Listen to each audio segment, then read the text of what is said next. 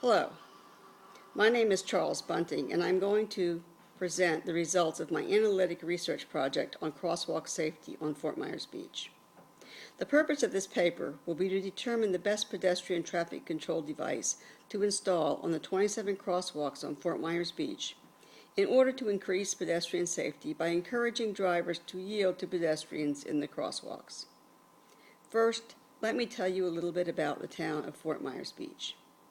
Prior to 1995, Fort Myers Beach was part of unincorporated Lee County. In December 1995, the town of Fort Myers Beach was created after a referendum was passed by the residents. The town is run by a town council consisting of a mayor, a vice mayor, and 3 council members.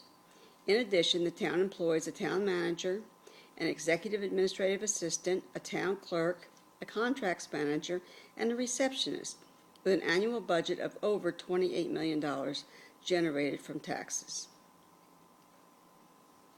In addition to the staff and council members, the town has following departments: community development, environmental sciences, finance, public works, and parks and recreation. The town's jurisdiction includes approximately 2.9 square miles of land area and an area of water extending 1,000 feet from the shoreline. The population of Fort Myers Beach was 6,561 people in the 2000 census. According to the Town of Fort Myers Beach website, the population density is 1,456 persons per square mile. The median age of residents is 59.1 years. During the season, which runs from November through April, the population increases dramatically. Some estimates increase the population to over 30,000 during visitors during the season. There are 3 main, Estero Island has 1 main transportation corridor known as Estero Boulevard. There are 3 main business clusters on the island. The downtown area is located right over the bridge in a section known as Times Square. Another cluster stretches down Estero to include Town Hall, Bay Oaks Rec Center, Beach School, Seagrape Plaza, and the library. At the south end of the island is Santini Plaza, which houses restaurants, clothing stores, a hardware store, and a laundromat. Across from the plaza is a very busy CVS pharmacy and a Holiday Inn. Along Estero at the north end and south end of the island are many high-rise residential buildings. Fort Myers Beach is a tourist town that draws people from all over the country. From November through April, the population increases from 6,000 to over 30,000 residents. Estero Boulevard is a 1-lane road and can only handle so much traffic. In the past year, at least 4 pedestrians have been killed while crossing Estero Boulevard. Last year, a Wisconsin woman was hit and killed while crossing Estero at the crosswalk near CVS. So just the guts, you see the guts? The driver of the SUV that struck her said he didn't see the woman until it was too late.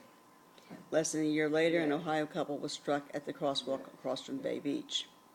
They were crossing from Beach to Bay side of the street at a crosswalk when they were struck by a minivan that was traveling 25 miles an hour. Mm-hmm. The driver of the van said that he saw the couple in the crosswalk, but it was too late to stop.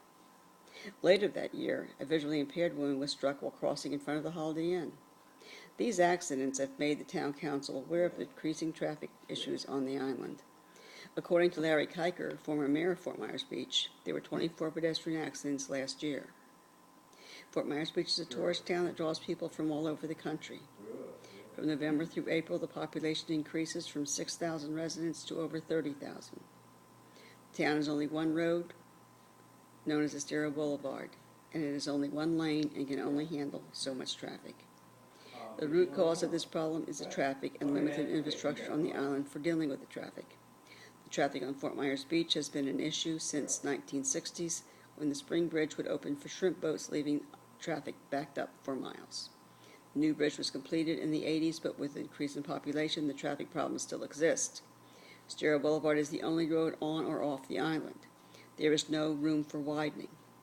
Traffic backs up for miles and drivers get angry. Pedestrians are on vacation and are not paying attention when they cross the road. They walk out in front of traffic thinking the drivers will stop because they're at a crosswalk. Likewise, many drivers are also on vacation and are looking at their surroundings rather than paying attention to what is going on in the crosswalks. The problem affects many different stakeholders. First of all, it affects the people who live on the island and the people who visit the island, since they are the people who are endangered by the unsafe crossings. However, it also affects the town council and the town officials who are responsible for the safety of the residents. Zero Boulevard is owned by Lee County, so they are also affected by the problem.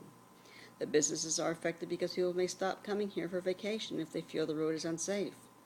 All of these stakeholders are working together to find a solution to the problem, because it is in their best interest financially as well as ethically to make sure the road is safe for pedestrians. As a part of this project, I studied 3 other cities that faced a similar situation. Miami, Florida has one of the highest pedestrian fatality rates in the state. Over 50% of those involved in pedestrian accidents in Miami are over the age of 55. In order to improve the safety of pedestrians in the city, the University of Florida worked with the Federal Highway Administration to come up with some solutions to this problem. The research teams looked at many different countermeasures that could be used in the city to help make it a safer place for pedestrians. Some of the countermeasures studied were known as the Intelligent Transportation Systems, or ITS. These included such devices as Intelligent Video Pedestrian Detection Devices and Rapid Flash Beacons, RRFB. The researchers also studied smart lighting at crosswalks and pedestrian countdown timers. Other approaches were using smart no right turn on red signs and speed trailers. The results showed that some of the countermeasures worked very well, while others had no significant effect on the behavior of the drivers or the pedestrians. One example of a relatively low-cost improvement is using a push button that confirms when a signal is activated. This lets the pedestrians know that they must wait until they see a walk sign before they try to cross the road. This simple, low-cost addition to existing crosswalk signals increased the number of times that a pedestrian actually pushed the button from 33% to 58% at site number 1 and from 40% to 50% at site number 2. Another city that had a similar problem was Seattle. Even though Seattle, Washington ranks as one of the safest cities for pedestrians in the United States, the city was not happy with the fact that 398 pedestrians were killed from 2000 until 2009. In order to address this problem, the city evaluated all of its crosswalks and decided to install overhead crosswalk signs at their busiest intersections. This study showed that those overhead signs were effective in increasing the number of drivers who yielded to pedestrians in the crosswalk. Before the signs were installed, the driver yielding rate was 45%. After the signs were installed, the driver yielding rate went up to 52%. The crosswalk signs were also effective in improving the behavior of the pedestrians in the crosswalk. Before the signs were installed, 58% of the pedestrians ran, aborted, or hesitated in crossing the road. After the signs were installed, this rate went down to 43%. The study also showed that the signs had no effect on whether or not pedestrians actually used the crosswalk. City officials feel that these signs were well received by the citizens of Seattle, and they plan to add more signs to intersections that need improvements. A final case study that I examined was Lakeland, Florida, where 13 pedestrians were killed last year alone. One way the city has tried to improve the safety of the pedestrians in crosswalks was to install a traffic control device known as flashing crosswalks. This device embeds lights into the roadway on both sides of the marked crosswalk. When a pedestrian approaches the crosswalk, he or she will see a button to push that will turn on the flashing lights. The flashing lights are designed to warn approaching drivers that someone is waiting to cross the road. This system is considered better than some other systems that use lights that are flashing all of the time. Since these lights are only on when someone is crossing, the drivers are less likely to become immune to the flashing. The study showed that flashers were effective in increasing the number of drivers who yielded to pedestrians. Before the flashers were put in, the percentage of drivers who yielded was 15.8%. After the flashes were installed, the rate went up to 41%.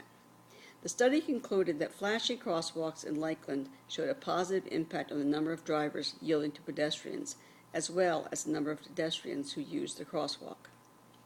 In addition to the 3 case studies, I also completed an extensive review of literature related to crosswalk safety.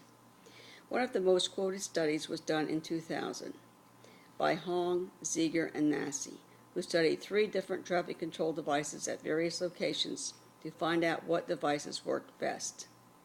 The study included safety cones that were used in New York State, pedestrian flashing amber beacons, and stop for pedestrian signs in the crosswalk.